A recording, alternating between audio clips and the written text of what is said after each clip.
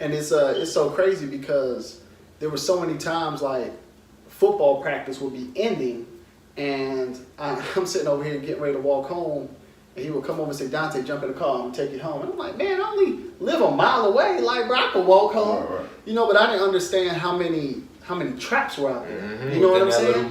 Yeah, and so, I mean, him taking me home, talking about going to college, and I saw what he did with his life. You know, because he didn't have to. I mean, it was 4 of us, and we was all tight. But out of the 4, it was only 1 that had a dad in the home. Like, how crazy is that? Yeah. You know, that's regular where I'm from. Yeah, but what I'm saying is, like, that stuff used to bother me growing up. Like, I was so upset about that. Like, I hated my pops over it. Me too. But then you grow up and you see, like, I can't even blame him anymore because it's the system.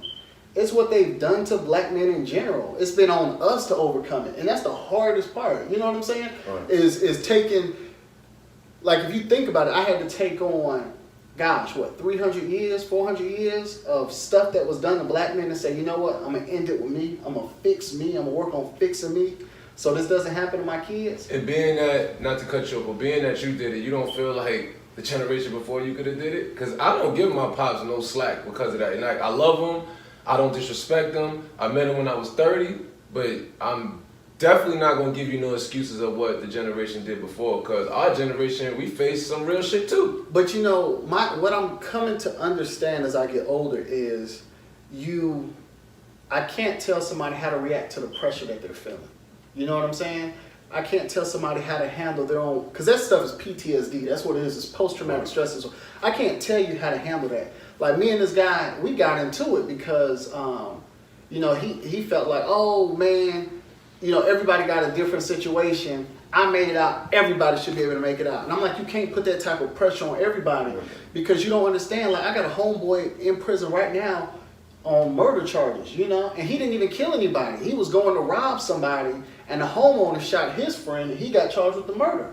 And so people don't realize, a lot of us don't realize that, you know, when stuff like that happens, you go to rob somebody, and they ready for you because they got a camera outside. If your friend died at the scene, you were in commission of a crime. They're gonna point that on. They're gonna put that on you. And so, but it's like nobody understands like what pushed them to the point of even wanting to go rob somebody. You know, like, what's the desperation? You don't just wake up and say, you know what? Let me grab this gat, let me kick this door open, and let me stick some. No, you're absolutely right. No, it's pressure. Pressure. You know what I'm?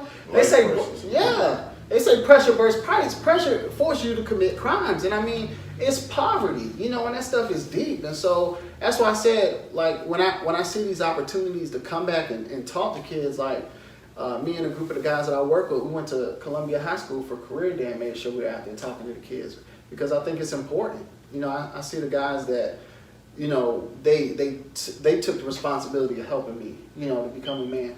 Because it's so funny because my stepdad, him and my mother that got married later, he was like, man, for your mama to have 3 boys and ain't none of y'all been in prison and jail, she did a great job, man, because she did that all by herself. And my point to him was, like, she didn't do it herself. There's no way she could have did that herself. Right. Not with the outside influences. They were too heavy. You gotta have positive people around you in order to be able to break that, in order to see beyond those things. Right.